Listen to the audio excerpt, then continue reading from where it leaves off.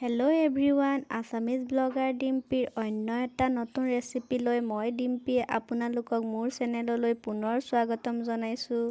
আজি মই লৈ আহিছোঁ আপোনালোকৰ বাবে ব্ৰইলাৰ মাংসৰ সৈতে কল পচলাৰ এটা নতুন সোৱাদ লগা ৰেচিপি।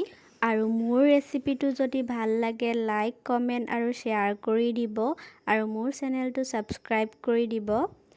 ব্ৰইলাৰ মাংসৰ সৈতে কলপচলা ৰেচিপি বনাবৰ বাবে মই ইয়াত লৈছোঁ ভীমকলৰ কলপচলা 2ডালমান। ইয়াত মই সৰু সৰু 3ডালমানেই ব্যৱহাৰ কৰিম। এইখিনি ভালকৈ কাটি ল'ম। আৰু লৈছোঁ 250 গ্ৰামমানৰ ব্ৰইলাৰ মাংস। এইখিনি মই ভালদৰে ধুই ল'ম।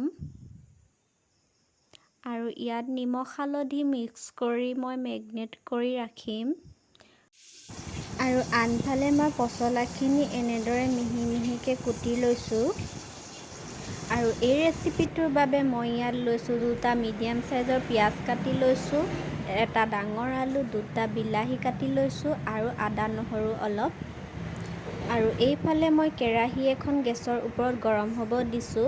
গৰম হোৱাৰ পিছত মই ইয়াত অলপ মিঠাতেল দিম। মিঠাতেলখিনি মই এতিয়া গৰম হ'বলৈ দিছোঁ। তেলখিনি গৰম হোৱাৰ পিছত কাটি ৰখা আলু কেইপিচ ফ্ৰাই কৰি ল'ম। ইয়াতে অলপ নিমখ হালধি দি মই এইখিনি ৰঙচুৱা হোৱালৈকে ফ্ৰাই কৰি ল'ম। মই আপোনালোকক একেবাৰে সহজকৈ দেখাব বিচাৰিছোঁ, সেইবাবে ভিডিঅ'টো শেষলৈ চাব। আৰু আলুখিনি মোৰ ফ্ৰাই হৈ গ'ল। এতিয়া মই এইখিনি কাঢ়ি ল'ম। আৰু একেখিনি তেলতে মই ইয়াত কাটি ৰখা পিঁয়াজখিনি ফ্ৰাই কৰি ল'ম। পিঁয়াজখিনি অলপ ফ্ৰাই কৰাৰ পাছতে মই খুন্দি ৰখা আদা নহৰু অলপ দি দিছোঁ। মই সোনকালে গোন্ধটো যাবৰ বাবে অলপ সোনকালে দিছোঁ। আপোনালোকে পিছতো দিব পাৰে, কোনো কথা নাই।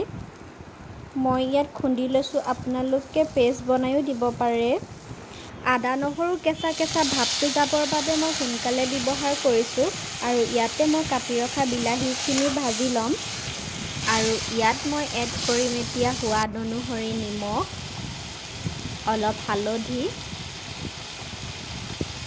আৰু বিলাহীখিনিৰ পৰা তেল ওলোৱালৈকে মই এইখিনি ভাজি ল'ম। আৰু মছলা ইয়াত এড কৰিছোঁ 1/2 টিস্পুন জিৰা, 1/2 টিস্পুন ধনিয়া পাউডাৰ। এইখিনি এতিয়া মই ভালদৰে ভাজি ল'ম।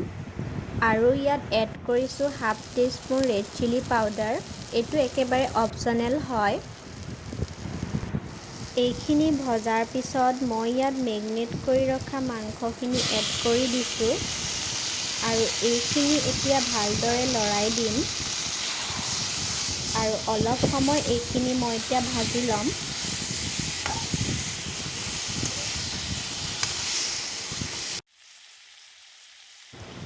পাঁচ মিনিটমানৰ কাৰণে সিজিবলৈ দিম। ঢাকনখন মাৰি দিম এতিয়া। আৰু মাজতে মই ফ্ৰাই কৰি ৰখা আলুখিনি এড কৰি দিছোঁ ইয়াত।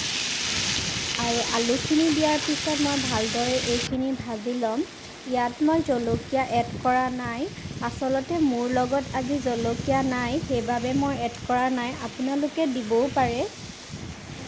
আৰু ইয়াত মেইন ইনগ্ৰিডিয়েণ্টছ মই ইয়াত এড কৰিম এতিয়া ডাঙৰ চামুচেৰে 1 চামুচ মিট মছলা এড কৰি দিছোঁ। মিট মছলাৰে মাংসৰ সোৱাদটো একেবাৰে ধুনীয়া কৰে। এতিয়া মই কাটি ৰখা পচলাখিনি ইয়াত এড কৰি দিম। আৰু এইখিনি ভালদৰে ভাজি ল'ম।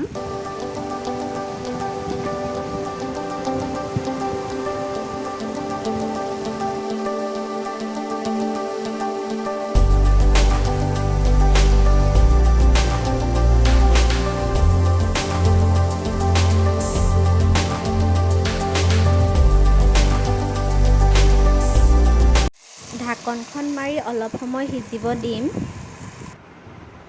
অলপ সময়ৰ পিছত ঢাকনখন উঠাই মই এইখিনি ভালদৰে লৰাই দিছোঁ। আৰু এটা কথা, মই ইয়াত এতিয়ালৈকে পানী অলপো এড কৰা নাই। এইখিনি আৰু 2 মিনিটমান সিজিবলৈ দিম এনেদৰে। আৰু 2 মিনিটমানৰ পাছত মই ইয়াত অলপ পানী এড কৰি দিম। আৰু পানীখিনি দিয়াৰ পিছত এইখিনি ভালদৰে লৰাই দিম। মই গ্ৰেভিটো অকণমান ডাঠকৈ থ'ম সেইবাবে মই পানী ইয়াত কমকৈ এড কৰিছোঁ। আপোনালোকে কম বেছি পৰিমাণে ব্যৱহাৰ কৰিব পাৰে। আৰু মই এইখিনি 2-3 মিনিটমান উতল আহিবলৈ দিম। এয়া দেখিছে এইখিনি মোৰ হৈয়ে গৈছে। অলপ উতল অহাৰ পিছত এইখিনি মোৰ হৈ যাব।